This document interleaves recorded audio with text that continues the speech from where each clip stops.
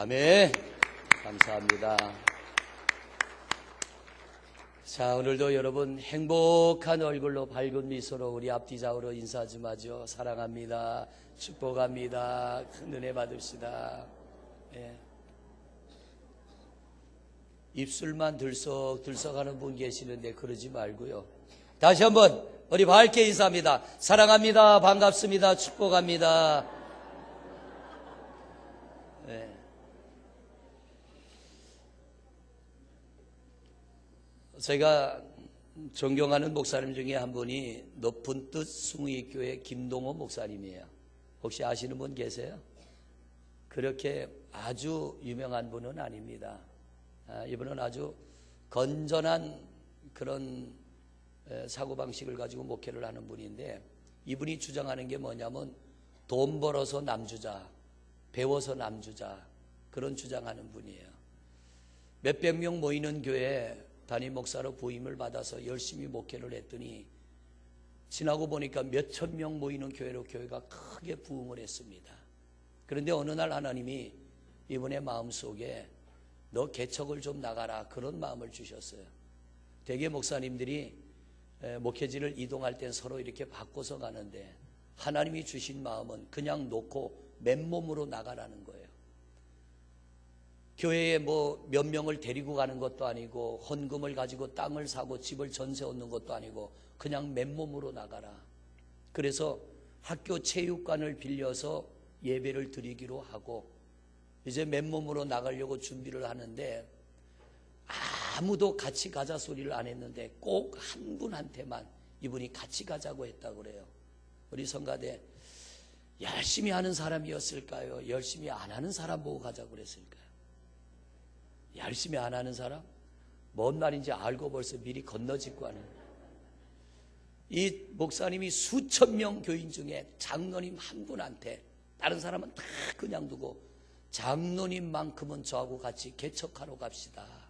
그러니까 장로님이 눈이 동그랗게 쳐다보더래요. 왜냐하면은 그 교회에서 목회하는 중에 그분이 제일 힘들게 했다는 거예요. 그분 표현이 머리가 터지는 줄 알았대요. 그런데 개척을 나가면서 왜 그분을 모시고 가려고 했느냐 하면, 나는 이분하고 익숙해져서 괜찮은데 새로 오는 목사가 너무 불쌍하더래. 새로 오는 목사가 이분한테 시달릴 걸 생각하니까 너무 불쌍해서 차라리 내가 모시고 가는 게 낫겠다. 그래서 그분을 모시고 가자고 그랬는데 갔을까요? 안 갔을까요? 안 갔어요. 그 장로님이 안 따라갔대요. 혹시나 성가대원들 그럴 일은 없겠지만 제가 개척을 나갈 때 여러분 보고 가자고 그러거들랑 좀 생각 좀 하고 따라오셔야 돼요. 그런데 이 목사님이 나가가지고요, 학교 체육관을 빌려 예배하는데 몇 개월 만에 약 1000명의 성도가 모여지고 또다시 큰 부흥을 일으키자 교회를 4개로 나눴습니다. 4개 교회로 나눠가지고 교회를 세워주고, 본인은 교회가 없어요. 4교회를 한 주일씩 돌아가면서 설교를 합니다. 이 교회에서 하루, 저 교회에서 하루, 저 교회에서 하루. 부목사님들한테 교회를 나눠준 거예요. 너희들이 목회해라. 나는 담임 목사 안 하겠다. 그러면서 마음껏 선교 다니고 여기저기 집회 다니면서 그렇게 목회를 하는데, 저는 그분의 이야기를 들으면서요, 이게 누립니다. 이게 누립니다. 여러분, 우리가 자유하고 평화를 누리려면요, 예수 안에 있어야 돼요. 되게 사람들이 그렇잖아요. 열심히 해서 부흥시키면 내 거라는 생각을 갖잖아요. 오늘날 문제는 거기서 시작이 됩니다. 이건 내 게 아닌데. 목사인 저도 늘 그런 설교하잖아요. 우리가 갈 때는 결국 빈손 들고 떠날 건데, 내 것은 없다라고 말하면서도, 그러면서도 우리는 내 걸 잡으려고 하잖아요. 이게 우리가 누리지 못하는 원인입니다. 내가라고 하는 것이 없어질 때 우리 안에 평안이 있고, 내가라는 게 없어질 때 누림이 있을 줄로 믿습니다. 목사도 그렇고 성도님들도 그렇고요, 우리는 내가, 내 것, 이것이 없어질 때 자유함이 있습니다. 그러지 않으면 우리는 자유할 수가 없어요. 늘 거기에 매여 살 수밖에 없는 거예요. 어떻게 그럴 수 있을까? 저는 한참을 생각했어요. 어떻게 수천 명이 모이는 교회를 놓고 단 한 사람의 성도도 데리고 나가지 않고 그냥 홀몸으로 나가서, 그것도 체육관을 빌려서 건물도 없이 예배를 하는데 그냥 빈몸으로 나갈 수 있을까? 그 안에 주님이 계시기 때문에, 그 안에 구원의 믿음이 있기 때문에 이게 가능한 거예요. 그렇지 않다면 이건 될 수가 없는 거예요. 오늘날 예수가 여러분 안에 있다면, 내 안에 구원의 믿음이 있고 은혜가 있다면 우리 또한 이런 누림과 자유함이 여러분에게 있을 줄로 믿습니다. 살다 보면 억울할 때 있죠. 힘들 때가 있고 분할 때가 있고 막 끌어올라서 잠을 못 잘 때가 있고, 어제도, 오늘이네요, 어제가 아니라 1시 반 2시가 됐는데도 문자가 띵동 띵동 하고 와요. 잠 못 자는 분이 있어요. 우리 교인은 아니요, 걱정하지 말아요. 우리 교인은 아니요. 잠을 못 자는 괴로움이 있는 거예요. 제가 문자를 했어요. 하나님 앞에 맡기고 편안한 밤이 되시기를 바랍니다. 이러고 밤을 새다가 새벽 기도 가려고 한다고 문자 내용이 그렇더라고요. 얼마나 힘이 들을까. 때로는 먹지 못하고 자지 못하고 쉬지 못하고 그런 아픔과 고통 속에 밤을 샐 때가 있어요.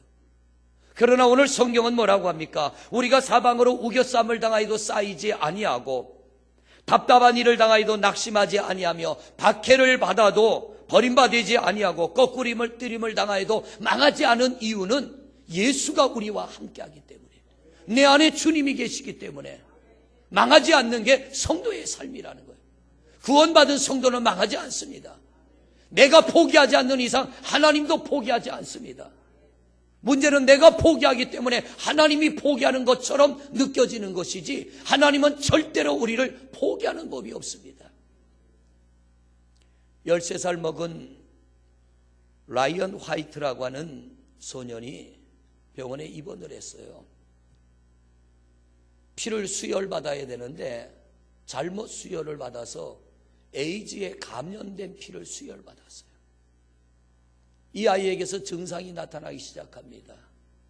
5년밖에는 살 수 없다는 진단이 내려져요.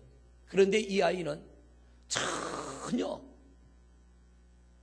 어떤 억울함이나 분노도 없이 너무나 긍정적으로 살아가는 거예요.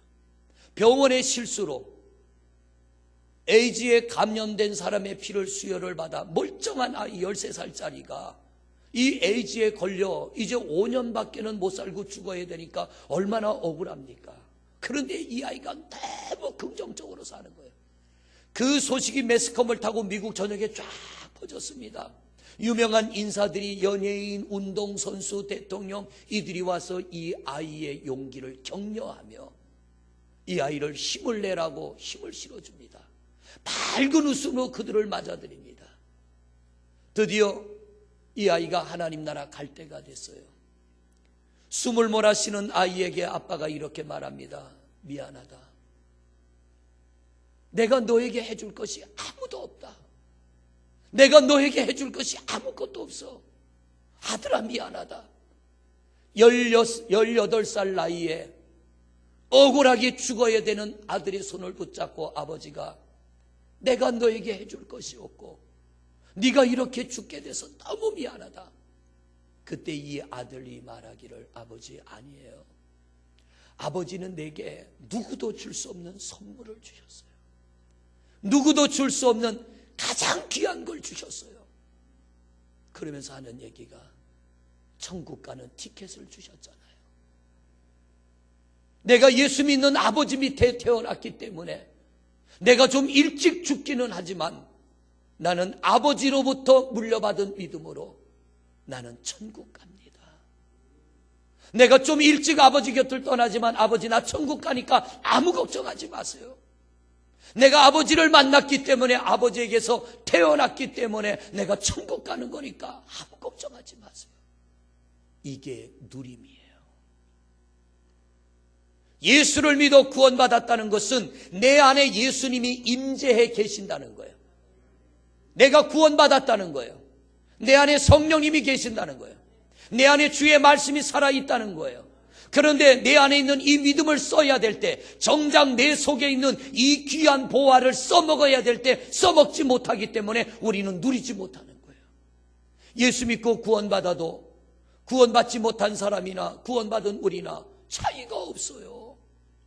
미워할 거 다 미워하고, 싫어할 거 다 싫어하고, 안갚음할 거 다 안갚음하고,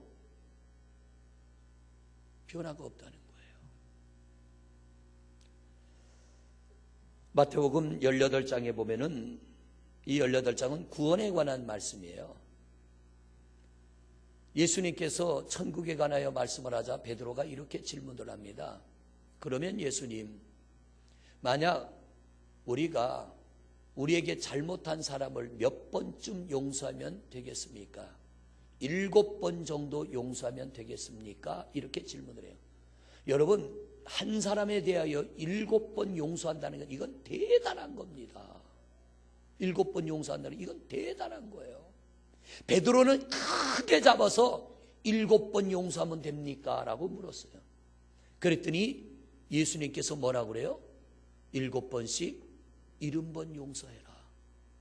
이 말은 77은 49, 490번이 아니라 끊임없는 용서를 이루며 살아라. 그러며 주님이 하시는 말씀이 1만 달란트 빚진 자가 있다. 1만 달란트가 얼마냐면 우리 돈으로 환산하니까 6조 원 되더라고요. 6조 원. 예수님이 예를 들어 말씀하시는 거예요. 1만 달란트 빚진 자가 있어서 빚을 못 갚았다. 그랬더니 돈을 꿔준 자가 네 몸뚱이를 팔든지 네 아내를 팔든지 네 자식을 팔든지 팔 수 있는 건 몽땅 팔아서 내 빚을 갚어. 그랬더니 이 돈을 꾸어 쓴 자가 돈을 빌려준 사람 앞에 엎드려 용서를 빌며 내게 시간을 좀 주시오. 그러면 내가 갚겠습니다. 근데 돈을 꾸어준 자가 아무리 시간을 줘도 이 사람은 갚을 능력이 없으니까 탕감을 해줘 버렸어. 없는 것으로 할 테니까 가서 잘 살아라. 그렇게 용서를 받고 이 사람이 집에 가다가 자기한테 100데나리온, 1데나리온은 하루 품값입니다. 그럼 100데나리온은 10만 원으로 친다면 약 1000만 원이잖아요. 1000만 원의 빚진 자, 자기한테 1000만 원을 꼬가서 못 갚은 사람 만났어요. 그리고서는 그 사람의 멱살을 잡고 돈 내놔.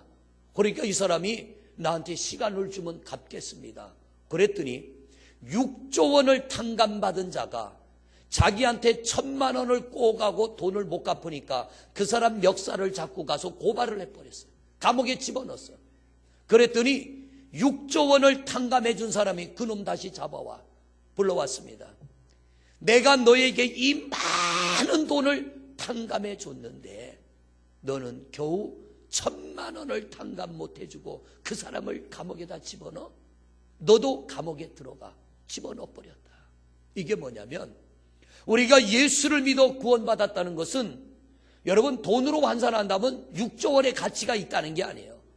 그만큼 엄청난 우리의 몸을 팔아도 내가 사랑하는 내 가족과 내 자녀를 팔아도 갚을 수 없는 은혜를 입었다는 거예요. 그러면 우리는 어떻게 살라는 거예요?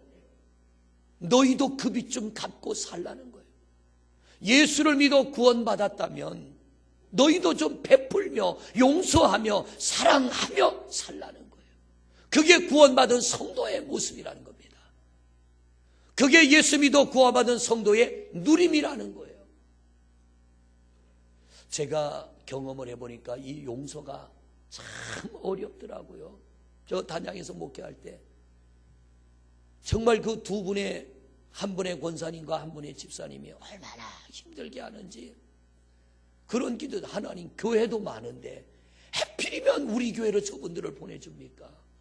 저들을 딴 데로 보내든지 나를 보내든지 둘 중에 하나를 좀 보내세요. 얼마나 힘이 드는지. 그런데 하나님의 은혜를 받고 보니까 그들의 잘못이 아니고 내 잘못이요. 하나님의 은혜를 회복하기 전에는 저들 때문에 내가 힘들었는데 하나님의 은혜를 회복하니까 나 때문에 저들이 힘들다고 느껴지는 거예요. 나 때문에 저들도 고통스럽다고 느껴지는 거예요. 그리고 그들의 목을 끌어안고 제가 울면서 고백합니다. 권사님 미안해. 내가 잘못했어. 내가 잘못했어. 그랬더니 그분들이 똑같은 말을 합니다. 아니요 목사님 우리가 잘못했어. 이게 뭐냐면 구원의 은혜를 누리는 거예요. 여러분 안에 이 은혜가 있습니다. 할렐루야. 여러분 안에 이 믿음이 있습니다. 여러분 안에 이 주님이 계십니다. 근데 문제는 뭐냐면 이분을 내가 사용하지 않으려고 그래요. 이 힘을 쓰지 않으려고 해요. 신앙생활하면서 내 안에 있는 이 힘, 내 안에 있는 이 믿음, 내 안에 있는 이 은혜를 사용하면 용서할 수 있고 사랑할 수 있고 이해할 수 있고 덮어줄 수 있고 묻어줄 수 있고 그렇게 평화롭게 살아갈 수 있는데 이 힘을 쓰지 않고요. 엉뚱한 힘 쓰는 거예요. 쓰지 말아야 될 힘을 쓰는 거예요.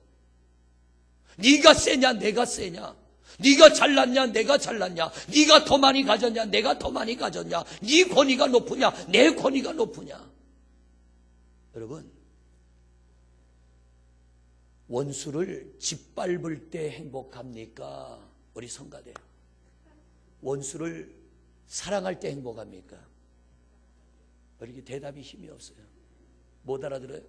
원수를 짓밟고 일었을 때 행복합니까? 그냥 원수를 용서할 때 행복합니까? 용서할 때 행복해요. 내가 사람을 미워할 때 행복합니까? 사랑할 때 행복합니까? 사랑할 때. 우린 답을 알아요.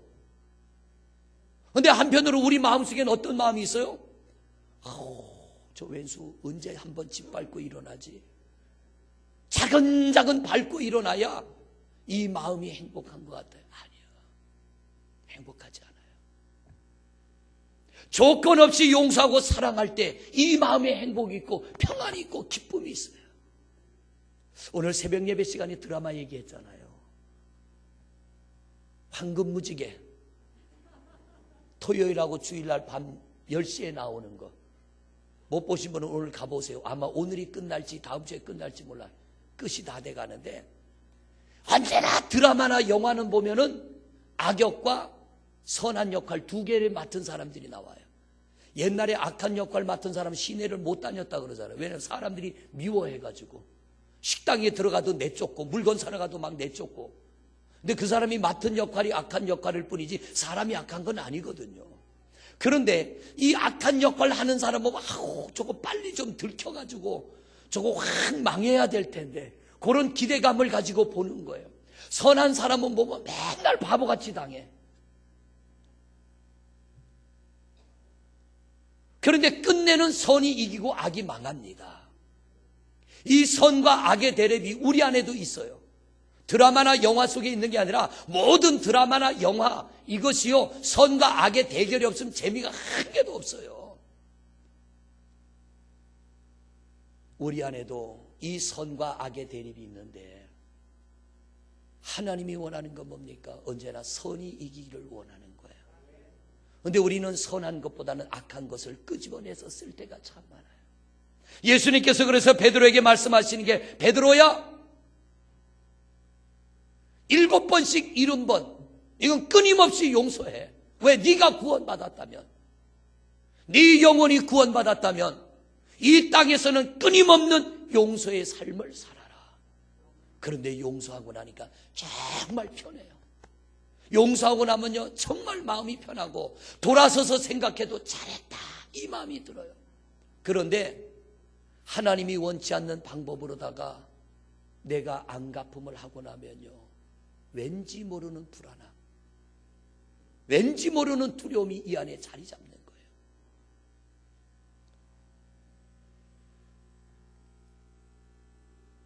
다윗이 그렇게 위대한 하나님의 사람이 될 수 있었던 건 우연한 게 아닙니다.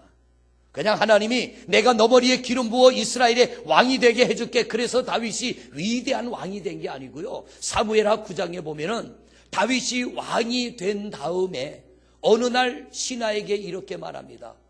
사울의 가족 중에 살아남은 자가 없느냐.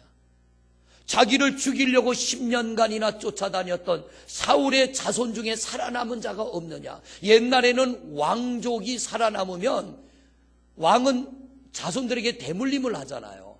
그래 대개 왕이 되면, 딴 사람이 왕이 되면 왕족을 다 멸해버리잖아요. 그런데 이 다윗은 왕족 중에 살아남은 자가 없느냐고 그랬더니 신하가 뭐라고 하느냐면 사울의 손자 무비보셋이 살아 있습니다. 그러니까 다윗이 그를 데려와라. 데리고 왔는데 보니까 두 다리를 절어요. 왜냐하면 이 무비보셋이 5살 때 할아버지 왕이 죽고 아버지 요나단이 죽고, 그러자 이 아이를 키우던 유모가 무비보셋을 안고 도망가다가 넘어져서 아이의 다리가 부러진 거예요. 그래서 다리가 온전치 않는 거예요. 그 무비보셋을 보자 다윗이 뭐라고 합니까? 너는 오늘부터 내 상에서 밥 먹어. 너는 나의 아들과 같이 내가 보호해 줄 거야. 너는 내 아들이야. 그랬더니 무비보셋이 그럽니다. 왜 내게, 죽은 개만도 못한 내게 이런 은혜를 베풉니까? 네 아버지 요나단 때문이야. 내 아버지 요나단이 내가 쫓겨다닐 때 나를 지키고 보호해 줬기 때문에 내가 너에게 이런 은혜와 사랑을 베푸는 거야. 왕의 자리를 언제까지고 누리려면 왕족을 멸해야 되는데 다윗은 아닙니다. 그들을 찾아내서 그들을 먹이고 그들을 입히고 그들의 보호자가 되고 빼앗긴 재산 다 되찾아 줍니다. 이게 뭐냐면 구원의 은혜를 누리는 거예요. 나는 두렵지 않다는 거예요. 나는 겁나지 않다는 거예요. 장차 네가 왕이 되는 게 하나님 뜻이면 네가 되고, 내가 왕이 되는 게 하나님 뜻이면 내가 왕이 되는 거지. 어거지로 누리지 않는다는 거예요. 성도 여러분, 예수를 믿어 구원받았다면 우리가 이걸 좀 누리는 여러분 되시기를 바랍니다. 내 안에 있는 믿음의 힘을 좀 사용하시기를 바랍니다. 믿음은요, 사용할 때 그 힘이 드러나요. 믿음의 힘은 써먹지 않으면 믿음의 힘이 드러나지 않아. 내 안에 있는 믿음의 힘이 나타나지 않아. 이스라엘 백성들이 요단강을 건널 때 하나님이 여호수아에게 뭐라고 합니까? 제사장들에게 법궤를 메고 저 강물로 뛰어들게 해라. 강둑에 물이 흘러 넘치는데 들어가면 다 떠내려가 죽어요. 그런데 하나님께서는 여호수아에게 뭐라고 해요? 들어가게 해라. 믿음이 있다면 들어가는 거예요. 들어가서 믿음이 있다면 강물이 멈춰서고 그들이 건너가는 거예요. 법궤를 메고 들어갔더니 그들의 발이 물에 닿기도 전에 강물은 멈춰서게 되고 그들이 마른 땅을 건너 가나안 땅으로 들어가게 된 줄로 믿습니다. 믿음이 있으면서 들어가지 않았더라면 그 강은 못 건너는 거죠. 믿음은 사용할 때 믿음의 힘이 드러나게 되는 줄로 믿습니다. 내가 예수를 믿어 구원받았다면 내 안에 있는 예수 그리스도, 내 안에 있는 믿음, 내 안에 있는 성령, 내 안에 있는 은혜, 내 안에 있는 말씀을 사용하시기를 바랍니다. 그리고 여러분, 피하지도 말고요, 거룩한 힘으로, 육신의 힘이 아닌 거룩한 힘으로 내 삶의 문제와 싸워 이기는 여러분이 되시기를 바랍니다. 다윗이 골리앗과 싸울 때 뭐라고 합니까? 네가 믿는 거와 내가 믿는 건 다르다는 거예요. 너는 칼 믿고 창 믿고 갑옷 믿고 투구 믿고 너 자신의 힘을 믿지만 나는 칼도 없고 창도 없고 투구도 없고 갑옷도 없어. 그러나 나는 만군의 주 여호와 하나님을 믿고 나간다. 너와 내가 한번 붙어보자. 결국 누가 이겨요? 다윗이 이기잖아요. 오늘 본문 말씀 보세요. 자, 오늘 본문 말씀 한번 띄워줘요. 8절의 말씀. 8절의 말씀. 8절 시작.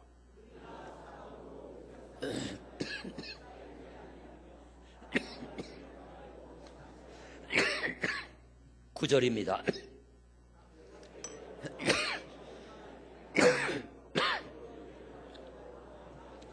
할렐루야. 이게 뭐냐면 구원받은 성도의 삶이라는 거예요. 다시 8절 띄워보세요. 구원받은 성도는 하나님이 이렇게 지켜주신다는 거예요. 너 살다가 사방으로 우겨쌈을 당하여 좌로도 우로도 피할 곳이 없어요.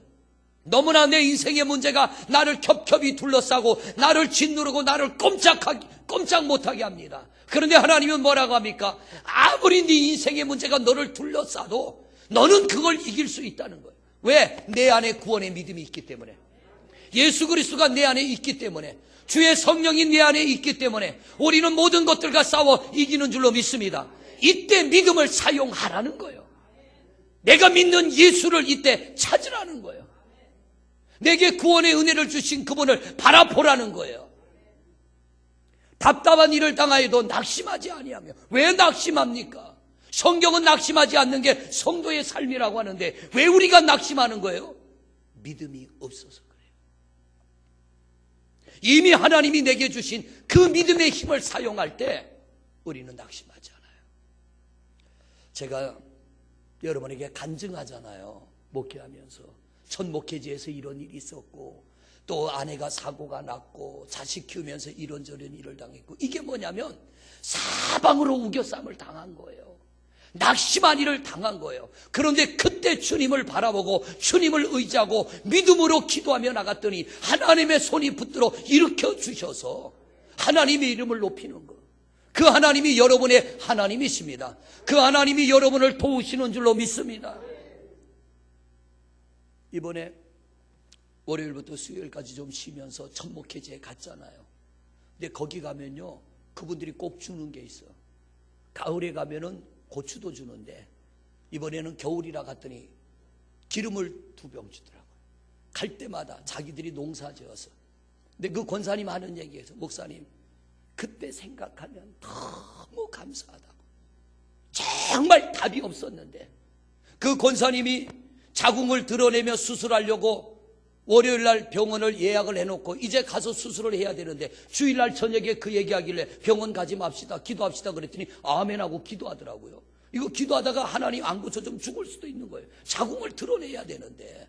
저도 왜 그렇게 얘기했나 몰라. 그런데 같이 40일 저녁을 매일 기도하다가 어느 날인가 나버렸어요. 20년이 훨씬 넘었습니다. 25년이 지났습니다. 이번에 만나가지고 권사님 어떻게 드러내서 안 드러내서 건강하게 잘 살아요. 지금까지 잘 살고 있어요. 여러분, 사방으로 우겨쌈을 당해도 쌓이지 아니하는 게 구원받은 성도의 삶인 줄로 믿습니다. 거꾸로 뜨림을 당하여도 망하지 않는 게 성도의 삶인 줄로 믿습니다. 왜? 내 안에 예수가 있기 때문에, 내 안에 나를 살리는 주님의 능력이 함께하기 때문에, 부활의 주님이 여러분 안에 계시기 때문인 줄로 믿습니다. 그분을 찾으시기를 바랍니다. 그분을 바라보시기를 바랍니다. 9절의 말씀을 보세요. 9절 시작. 박해를 받아도 버림받지 아니하며 거꾸로 뜨림을 당하여도 망하지 아니하고. 할렐루야.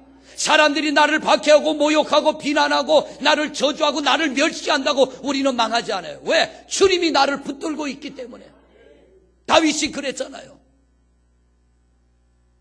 사울에게 쫓겨다니며 끝난 것 같았지만 그는 날마다 하나님을 찬양합니다. 여호와는 나의 힘이요 능력이요 도움이요 반석이요 산성이요. 그러며 하나님을 높이며 예배할 때 사람들은 다윗을 보고 저 다윗 끝났다, 다윗은 망했다, 다윗 스스로도 하나님 나는 사람이 아니요 나는 벌레입니다, 사람들이 나보고 벌레라고 말하고 네가 믿는 하나님 어디 갔냐고 조롱하는데 그래도 하나님은 나의 하나님이십니다. 그렇게 하나님을 바라보며 예배할 때 하나님의 손이 그를 붙들어 승리케 한 줄로 믿습니다. 이게 구원의 은혜를 누리는 거예요. 여러분, 내가 예수 믿어 구원받았다고 삶의 환경이 확 바뀌지 않습니다. 어느 날 여러분의 가정의 문제가 확 없어지지 않아요.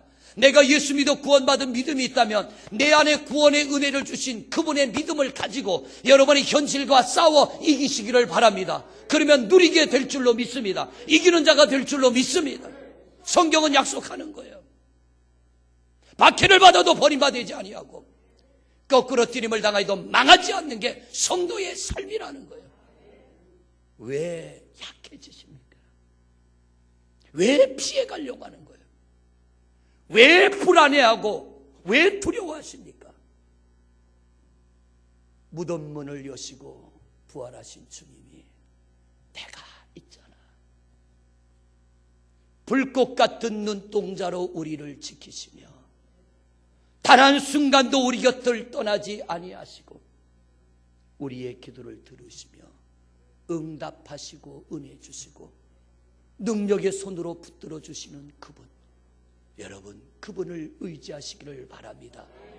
그분 안에 자유가 있습니다. 그분 안에 평안이 있습니다. 그분 안에 누림이 있습니다. 어떻게 수천 명 되는 교회를 놓고 하루아침에 그냥 나가냐 말이요. 이 안에 그분이 계시니까 두렵지 않은 거예요. 불안하지 않은 거예요. 마무리합니다. 누리는 자가 되겠습니까? 눌리는 자가 되겠습니까? 이건 여러분의 선택에 달려 있습니다. 내가 믿음으로 주를 바라보고 나간다면 여러분은 누리는 성도가 될 것이며, 내가 주를 바라보지 않으면 여러분은 눌리는 자가 될 것입니다. 원하기는 우리 성도님들 중에는 단 한 분도 눌리는 분들이 없기를 바라고, 우리 모두가 믿음으로 일어나 오늘 여러분 안에 계신 그분을 의지하여 누리는 성도가 되어지시기를 주의 이름으로 간절히 축원을 드립니다. 할렐루야. 이 시간 우리 한 목소리로 기도하겠습니다. 할렐루야. 여호와 우리 아버지 하나님, 이처럼 귀한 은혜의 날에 저희들을 주님의 품으로 부르시고 오늘도 말씀을 들으며 하나님 저희들이 깨닫게 하심을 감사함을 드립니다. 아버지여, 저희들 눌리는 자가 되지 말게 하시고 누리는 자가 되게 하여 주옵시고, 은혜 안에 평안하게 하고 자유케 하여 주옵시고, 하나님의 은혜 속에 날마다 기뻐하며 소망을 가지고 믿음을 가지고 우리 현실의 문제와 싸워 이기는 주의 종들 되게 하소서. 구원의 사람은, 구원받은 하나님의 사람은 누리는 사람들입니다. 구원받은 하나님의 사람들은 눌리는 사람이 아니라 자유하는 사람이요, 평안하는 사람이요, 승리하는 하나님의 사람들이 되어지는 줄로 믿습니다. 여호와여, 내 안에 계신 주님, 내 안에 계신 성령님, 내 안에 있는 이 믿음의 힘을 의존하여 우리 성도들 멋지게 일어나게 하여 주옵시고, 단 한 사람도 눌리며 거꾸로 뜨림을 당하며 낙심하며 우겨쌈을 당할 때 실망하지 아니하고 주를 바라보며 믿음의 거룩한 몸부림을 쳐서 날마다 승리하는 하나님의 종들이 되게 하여 주시옵소서. 모든 흑암의 권세와 모든 가난과 질병과 역경과 슬픔과 아픔과 고통들 내 안에 계신 주님을 의존하여 믿음으로 이겨나가게 하여 주옵시고, 우리 모든 성도들이 누리는 성도가 되게 하여 주시옵소서. 믿음을 더하여 주옵소서. 예수 그리스도 이름으로 기도드립니다. 아멘.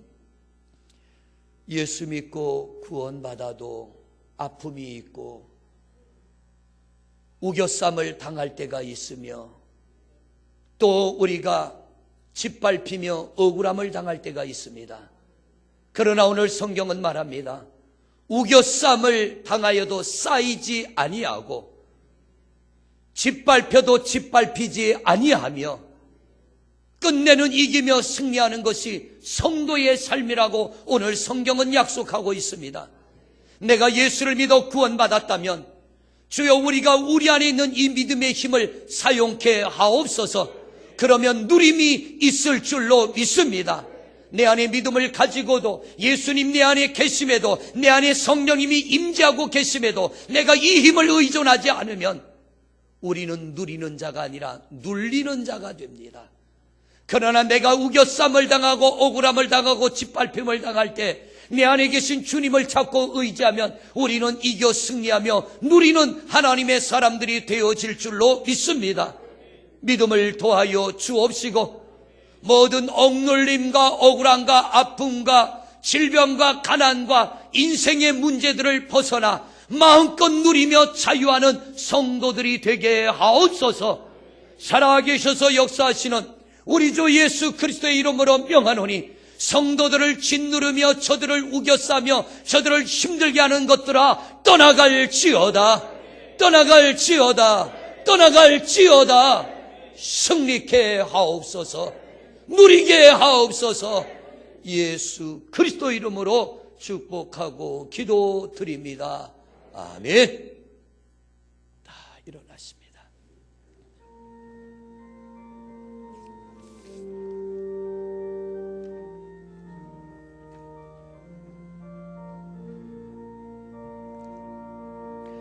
주님 다시 오실 때까지 나는 이 길을 가리라. 좁은 좁은 길 나의 십자가지요 나의 가는 이 길 끝에서 나는 주님을 보리라 영광의 내 주님 나를 맞아주시니 주님 다시 오실 때까지 나는 일어나 달려가리라 주의 영광 온 땅 덮을게 나는 일어나 노래하리 내 사모하는 주님 온 세상 구주시라 내 사모하는 주님 영광의 왕이신 내 사모하는 주님 내 사모하는 주님 온 세상 구주시라 내 사모하는 주님 영광의 왕이시라